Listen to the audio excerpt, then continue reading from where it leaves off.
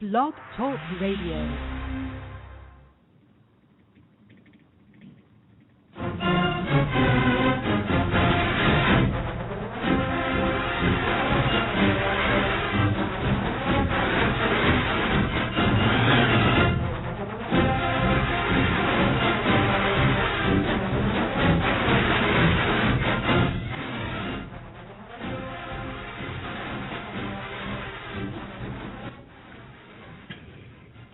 Behold, how good and how pleasant it is for brethren to dwell together in unity.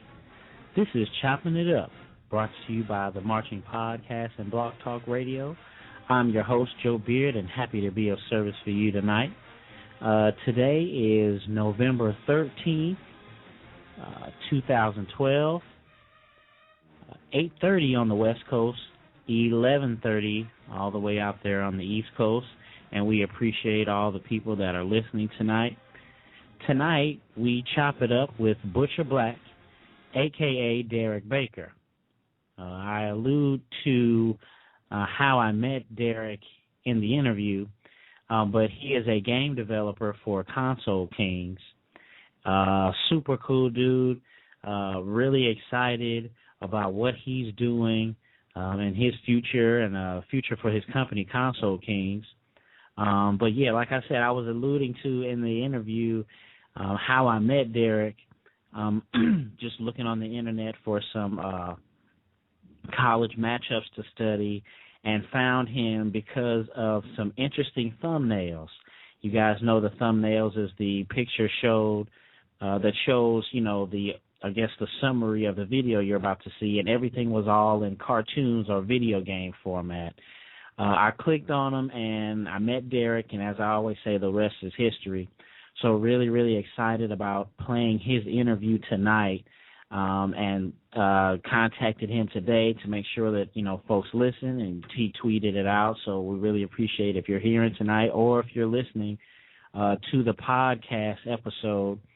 We really appreciate the listen, and we really are excited to hear about Butcher Black and Derek Baker.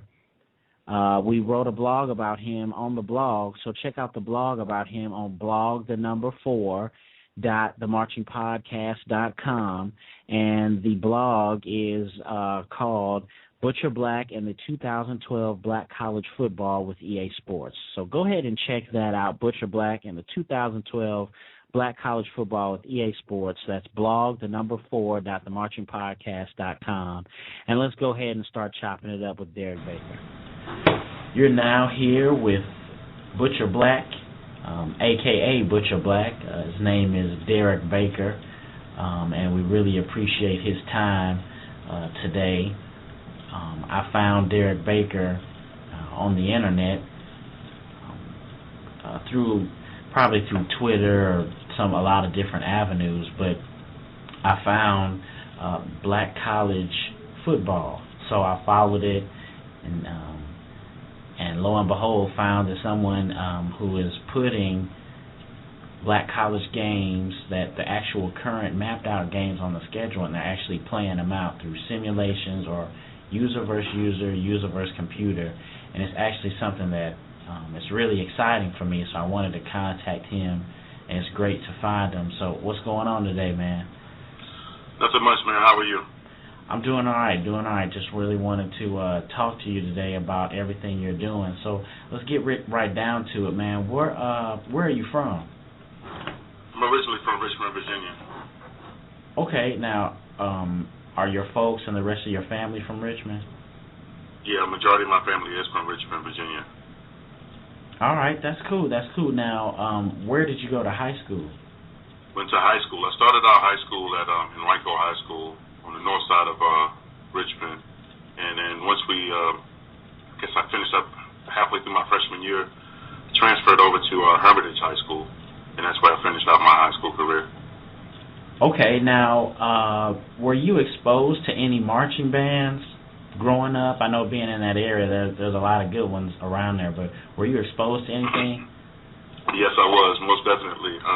Playing at Henrico High School, our rival, which was a city school, which is John Marshall, every year, high school related,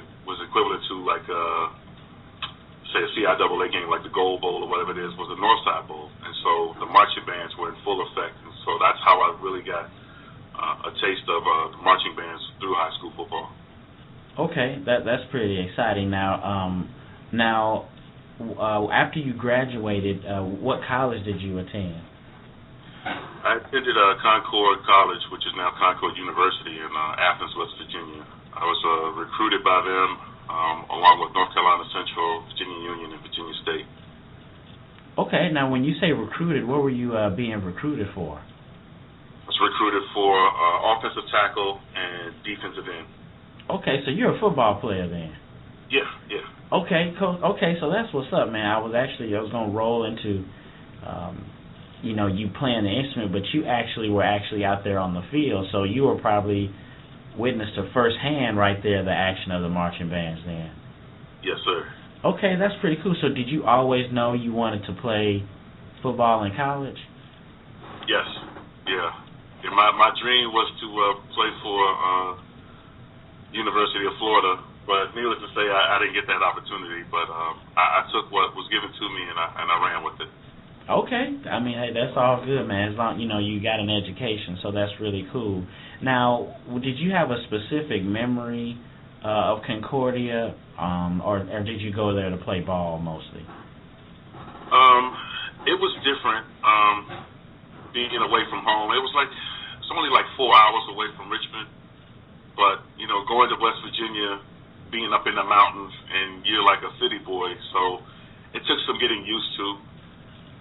Most of the black athletes that were there were, just there to play sports. Some of them didn't stick there long. It was just, get a year or two underneath their belt or a semester underneath their belt and then transfer to the schools that they wanted to. Right. Yeah, that happens in a lot of situations, to tell the truth. So, what was your major when you were there?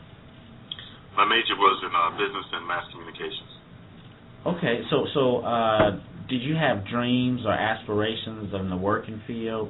Why did you pick this major? I wanted to be in radio. I got kind of hooked onto it after signing up for the radio program at school, and it was just kind of contagious to me. And I had like the #1 show on campus, and I was really feeling it. So I was like, I want to take this, as far as I could take it. Wow. Now, what was your show about? Was it a sports show? No, it was all about hip hop. And being in West Virginia, up in the mountains, they weren't exposed to as much hip hop and as go-go as you were like in the city or whatever. So it was something new. So that's why it was kind of like #1 on campus. Okay, so you actually, it was go-go too yes. for your radio station. So were you like playing songs, and was it like a interactive type of show? Yes, it was interactive. I had, listeners call in. My show was like featured for a lot of dorm room parties or frat house parties and everything. So I had a blast with it. That's cool, man. So I guess you can relate to kind of what I'm doing now. I just started doing this and got it exposed, just being here in the office every day, working and running tests, and wanting to listen to more than just music, you know what I mean? Especially getting older, listening to a lot more sports programs. I got into podcasting. So you were already doing this back at Concordia. It's actually really cool. So when did you graduate from Concordia? Oh, gosh. You put me on the spot. My 88. So around, I think I stayed for about 2 years, and then I transferred back home. And I finished out at J. Sargent Reynolds. And then from there, went to work. So I think I started out with Lowe's and went everywhere. And once I got down to Florida with Lowe's, I went back to school to get a networking technology degree at Advanced Career Training. So I'm now an IT professional, and I'm doing this as my night job. So day job is IT, night job is working with Council Kings and doing stuff with EA Sports and all of that. That's actually really cool, man. Yeah, definitely a persevering story. So your first job was at Lowe's. I'm just curious, what did you do at Lowe's? I pretty much was grassroots, worked up from the bottom. I mean, you get no lower than being a front-end loader. And basically a front-end loader is, after you pay for your goods or whatever it is, you come out and that person loads the stuff into your car, your truck, or whatever the case may be. And from there, work my way up to a team lead to manager of the department. And then out of the blue, I became like a district lawn and garden coordinator, which like totally shocked me. So I went from having my store to having like 10 stores in the Richmond area, plus Charlottesville, and overseeing all of the lawn and garden programs there. And at the time, it was just a handful of blacks that were, in those certain positions with Lowe's. And it really hit me when they flew me down to Nashville for our managers conference, and it was like a sea of people, 500 plus people at the Grand Ole Opry Hotel, and it was like 5 of us. Wow. In the crowd. So yeah, it was pretty humbling, and at the same time it was a sense of accomplishment, being one of the youngest black managers, regional managers at that time. That is, and that's important. That I hope that the listeners understand. That the more that we get out there and use avenues of education and working hard, we'll be able to tilt the scale, so to speak. I know exactly what you mean. Being in software engineering, it's the same type of thing where you even see a lot of minorities. You know what I mean? Like you see Indians and you see a lot of Asians, but it's just seeing those black faces is what makes a difference. Right. So it sounds like you did all right at Lowe's. When did you stop working for Lowe's? I stopped working for Lowe's around, I'm trying to think here. It was around, I want to say around 94.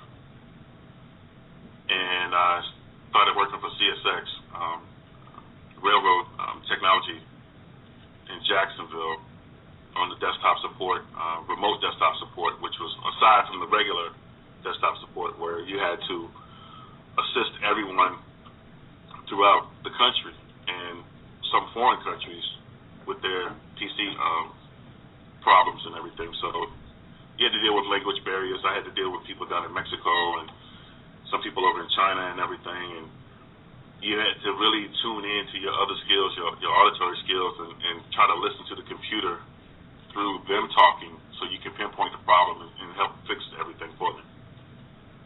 Yeah, I definitely can relate to that. I started here at the current company I'm at. It was tech support, and there weren't as many international calls, but just being there, just trying to help someone out, and a lot of times they're basically trying to express what's going wrong, and a lot of times it doesn't come across like that. So I can imagine with the extra language, that was definitely something that was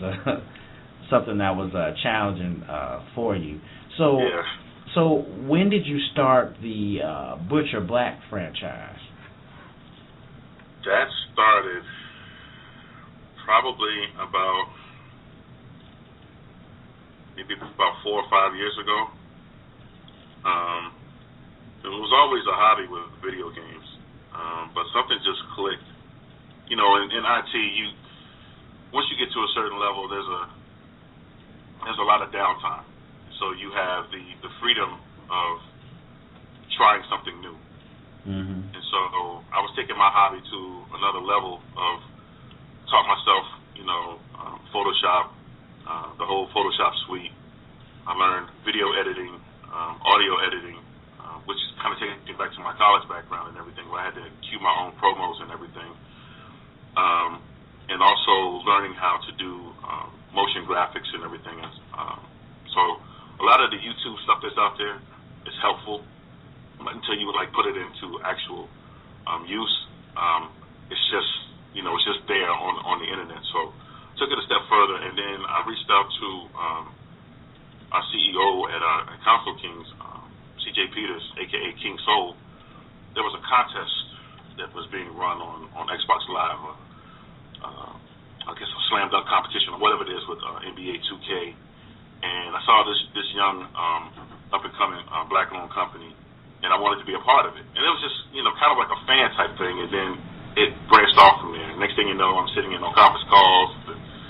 Next thing you know, I'm a staff member, and I have all this other responsibility that comes along with it. So it just kind of took off from there. But I was always doing my own thing as far as the highlight reels and the videos, which kind of like got my foot in the door with them. And that's with Console Kings? Yes. So this is a black-owned company? Yes.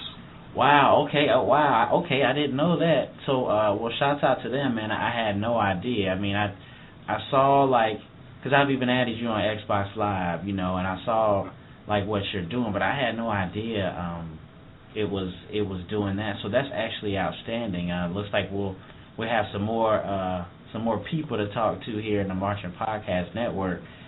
So who inspired you? I know you talked about that downtime, and I can relate to that. Who inspired you to express yourself to the world through hip-hop and gaming? I can't really say that I had anyone inspire me on that. I mean, it was just something that I just wanted to do. It was just something different. I kind of like always had like a artistic feel or something, a calling or whatever the case may be. And then also having kids and, being daddy and hero and everything is when they see that and then their eyes light up, maybe that was my inspiration. It's like, Dad, that's cool, and I can show my friends and all of that stuff. So yeah, maybe that had a lot to do with it. Wow, I'm sure it does. I mean, think about a pops who was in the video games. I mean, you probably be the star of your class. You know what I'm saying? That's amazing. So when was there anyone that helped you get started as far as like with the Butcher Black? I know that, like you said, you had the feel, but was there anyone that actually, I guess, that helped you get your foot in the door? Besides God, it was pretty much me. It was all just a leap of faith. I mean, I just went out and did it. I sat around thinking about what I wanted to do. I really didn't talk to anybody about doing it. I just created the page. Again, CJ gave me a kind of like inspiration for my website. It's like, if you really want to learn WordPress, you should go ahead and get your own site and dive into it and put your feet to the fire and everything. So I just did that and just took off. It seems like everything that I do, I try to go at it as hard as I can, and I learn from my mistakes. Try this. If it doesn't work, then I write it down in my notes. That didn't work, and let me tweak it and go back to it. So it's been about a trial and error that's gotten me this far, and so far so good. Yeah, and shout out to WordPress. I actually use WordPress myself for the blog, the Marching Blogcast for the show. And it's definitely a helpful tool. It's pretty intuitive. So definitely shouts out to that. That's pretty cool, man. And I think another important thing what you said about to the listeners that, other than God, it was you, that's also something that can be inspiring to someone else. Someone who may not even feel that they have someone to talk to or bounce things off of, other than that spiritual relationship that's always important. You have yourself, you know what I mean? And that's really what it sounds like you had. Like you've had yourself, and that was enough. So it could be good enough for more people. Exactly. Do you have a target audience that you want to inspire, I guess, with the Butcher Black franchise? I would say all the youth out there that have a dream or have a passion about something, pretty much you just need to go for it. it may sound cliche, you know, Lil Wayne and Drake and everybody that's in hip hop or your favorite rapper always says, you know, do you, as the Mountain Dew slogan goes. And that's true.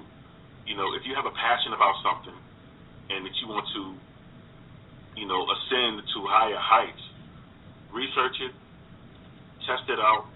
You know, YouTube is a great tool for tutorials. You know, if you can't afford to go to a college or a school or whatever it is, there are tutorials out there on the internet. Just type it into Google, search it up, and you'll find it. And then try it out for yourself. There's always free software out there that you can try, you know, as a trial or whatever it is to get your feet wet with a certain product or whatever it is. But the most important thing is, if you have it in you that you want to do something, then do it. That's really important, man. That's really important. So, I want to talk. We're getting, and it's only like a 30-minute show, so you know, I kind of actually have some more questions for you, but I want to get into the football right quick. What made you start putting the college football there on YouTube?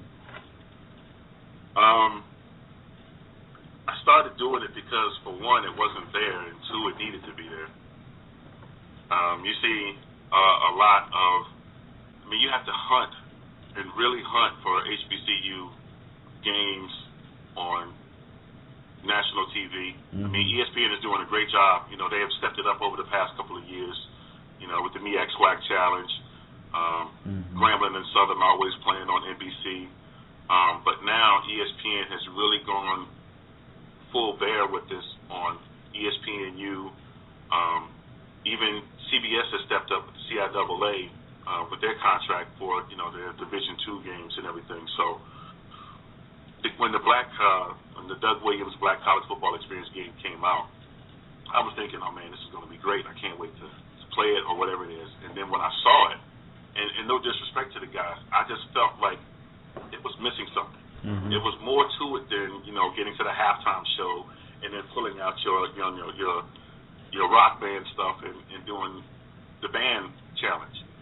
You know, for one, the game didn't have all the teams in it because most of the schools didn't want to sign off on it with the licensing agreement and everything. So when EA introduced Team Builder, and I talked to my CEO, it's like, you know, what if we could do this? And, you know, I don't want to hurt any burn any bridges with our connections with the guys that made the Doug Williams game. And he's like, you know, just go for it and let's see what happens. And then again, it's all independent and everything. And it was just supposed to be, you know, CIAA, MEAC, SIAC, and SWAC.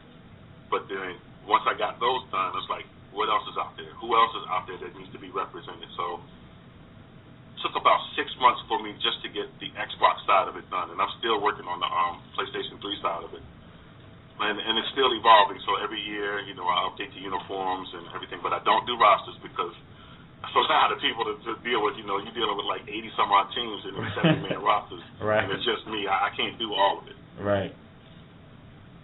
Wow, I mean, it's really cool, man, because I actually sit back. I watch more of the simulations just because that's kind of like my thing. I've been, as my older age, I'm actually buying video games and letting the simulations play, and I sit and watch it, you know. But, man, I was really excited when I saw it. I've actually watched damn near all of them, and even the user ones. But it's just exciting to see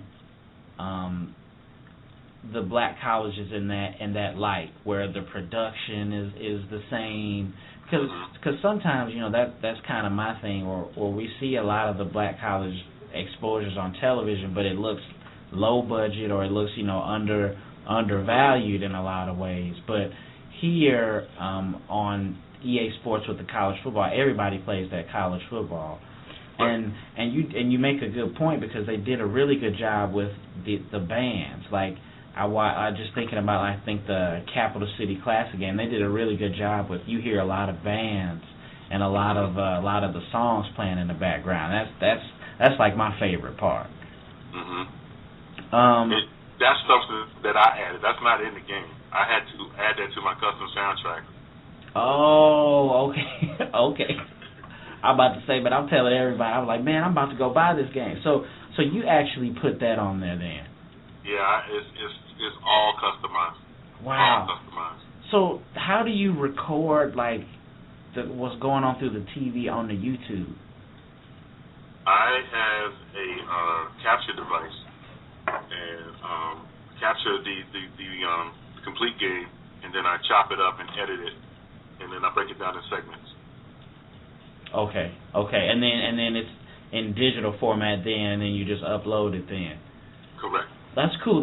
So we're getting towards the end, man, and I'm gonna try to throw this in. What's been the best experience that you've had as Butcher Black? Wow. And we only have 5 minutes left? Yeah. My goodness.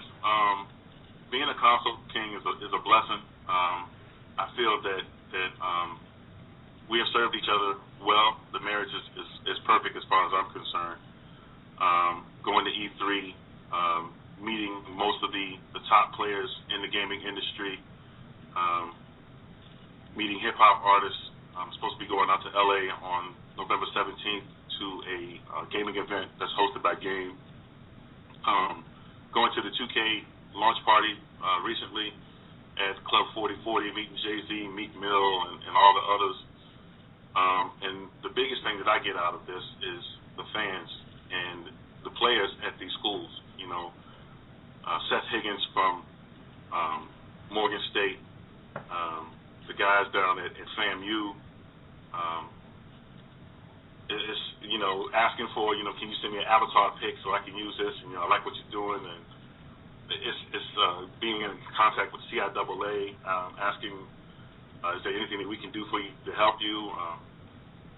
It's just so much, man. It's hard to really just point the finger at just one thing. Yeah, hey, that's enough, man. I mean, hey, you said some big names and some. I mean, that sounds pretty cool, man. Definitely let me know about when you're out here in LA. I'm about an hour from LA. That's the same. It's the anniversary of my fraternity that night, but I'd definitely like to at least just to touch base or get more information about Console Kings. I didn't know that's what you were doing, and like you said, this marriage is complete. I didn't know it was. I thought it was. Man, I'm just really, really happy just to hear that. So right here at the end, how can we support you? Any future events you got going on, anything coming up, and how can the listener get involved and support you, and subscribe to your channel on YouTube and anything else you want to put out there? Yeah, just pretty much subscribe to my YouTube channel, Butcher Black KKZ.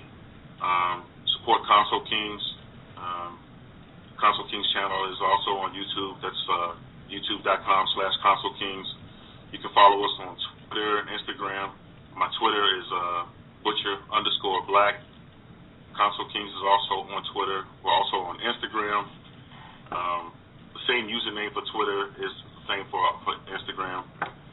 Follow us on Facebook.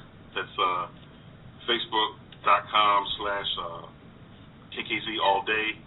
Or you can just do a search for Console Kings, and I'm also on Facebook as well, butcherblack.com. Okay, and is that Console Kings, is it with a K, both? Yes. Okay. It's KONSOLEKING and Z on the end. Okay, yeah, I want to make sure I I like all of this too, and Martian Podcast likes all the Console Kings and all your information. So I appreciate your time, Derek, man, and we want to go ahead and send it back up to the main channel. But again, like I said, I really appreciate your time today, man. Thanks for having me, man. All right, guys, that was it. I had a really good time talking to Derek. It was a great interview. We're going to go ahead and wrap up the show, but go ahead and check out the blog post that I have for Derek and Butcher Black and the Console Kings. It's Butcher Black and the 2012 Black College Football with EA Sports. We really appreciate your time. Contact the show. Follow us on Twitter. Like us on Facebook. And remember, the eye is a better pupil and more willing than the ear. Advice may be misleading, but examples are always clear. See you next time.